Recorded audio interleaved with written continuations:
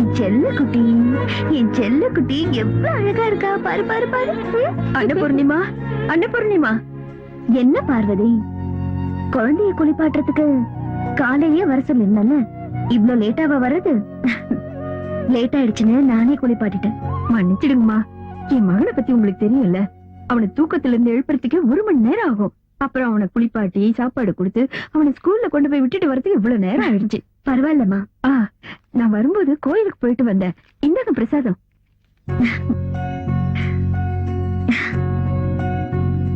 இன்னைக்கு எங்க கல்யாண நாள், என்ன ஆசீர்வாதம் பண்ணு. ஐயோ, என்னம்மா இது? ஒரு வேலைக்காரியான ஏன் காலில் விழுறீங்க? என்ன பார்வதி, உன்னையும் உன் புருஷனையும் நாங்க என்னைக்காவது வேலைக்காரங்க மாதிரி பாத்திருக்கோமா? அது உங்களோட பெரிய மனசு. சரி இருக்கட்டும். நீ பண்ற போலினா என் வீட்டுக்காரருக்கு ரொம்ப பிடிக்கும். சீக்கிரம் ரெடி பண்ணு. மாமா, இன்னைக்கு எங்களோட கல்யாண நாள். நீங்க என்ன ஆசீர்வாதம் பண்ணணும்.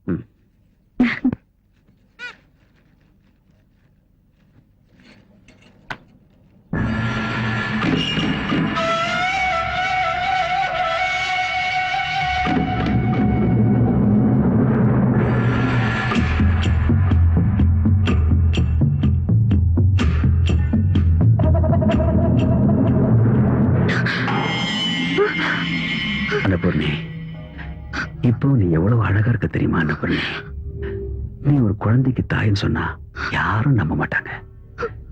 இன்னைக்கு என் ஆசையை தேர்த்துக்க சந்தர்ப்பம் கிடைச்சிருக்கு. என் தம்பி கூட இன்னைக்கு ஊர்ல இல்ல. வா மாமா, உங்களை என் அப்பா மாதிரி நினைச்சிட்டு இருக்கேன்.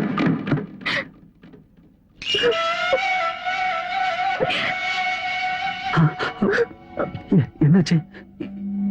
ஏதோ ஒரு கெட்ட கனவு இல்ல? ஒரு நிமிஷத்துல ஏதோ என் புத்தி முழுங்கி போய் என்ன நடந்துச்சுன்னு தெரியல. நம்ம எதிரிங்க யாரோ நம்ம குடும்பம் நல்லா இருக்கிறத பார்த்து புறாமப்பட்டு ஏதோ சூன்யம் பண்ணிருக்காங்கன்னு நினைக்கிறேன். தயவு பண்ணி இந்த விஷயத்தை வெளியே சொல்லிடாதம்மா. என்ன என்ன என்ன மன்னிச்சிடுமா. வேணும்னா நான் உன் காலில் வேணா வந்து மன்னிப்பு கேட்கிறேன். நான் அந்த மாதிரி ஆள் இல்லை. என்ன மன்னிச்சிடு, என்ன மன்னிச்சிடு, என்ன மன்னிச்சிடுமா.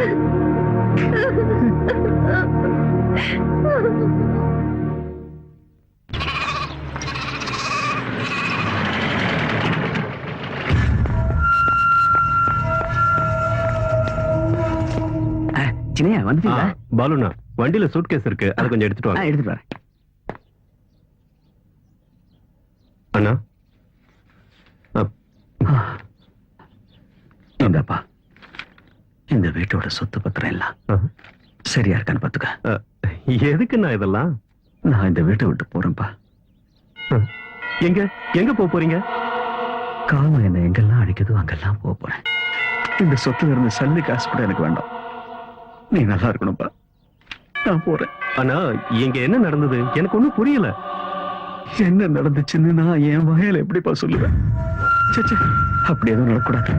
என்ன நடந்ததுன்னு சொல்லுங்கண்ணா. உன் பொண்டாட்டிய நான் என் மகன் மாதிரிதான் பார்த்துட்டு வந்தேன். ஆனா அவ நான் வாழவே கூடாது. செத்து போறேன், செத்து போறேன்.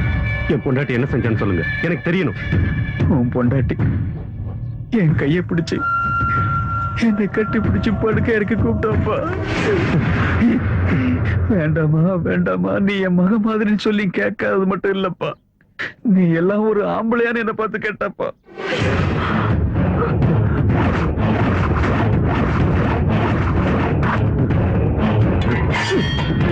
அன்னபூர்ணி, ஜமீன்தார், உங்களோட நீலகண்டன் என் கங்காவை தூக்கிட்டு வந்துட்டான்.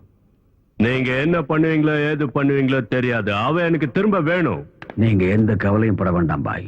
கங்கா உங்களுக்கு நிச்சயம் கிடைப்பா. சொத்து பேரை சொல்லி தினந்தோறும் கௌரியும் நீலகண்டனும் மாளிகையில சண்டை போறது வழக்கமா போச்சு. அந்த சண்டை பெருசாகி நீலகண்டன் சொத்துக்காக கௌரிய கொடூரமா கொலை செஞ்சதோட அந்த பணத்தை எங்கேயோ மறைச்சிட்டான்னு சொல்லணும். அத ஊர் ஜனங்களை நம்ப வைக்கணும். அத உண்மை நினைச்சு போலீஸ்காரங்க நீலகண்டனை அரெஸ்ட் பண்ணுவாங்க. அப்புறம் சொத்தெல்லாம் எனக்கு, கங்கா கௌரியும் உனக்கு.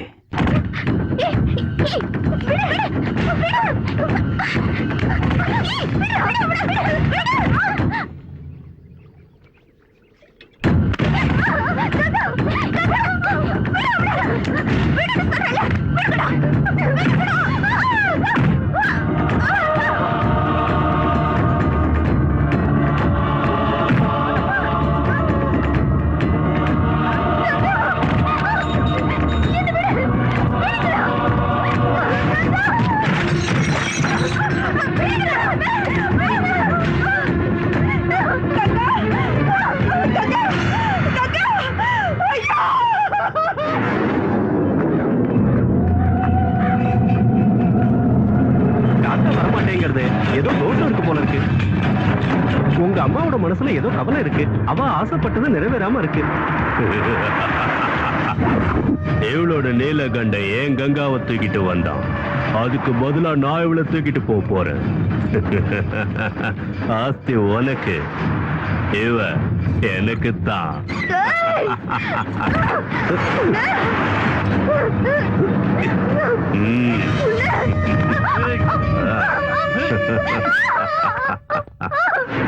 பிடிச்சு கட்டுங்கடா அவளை.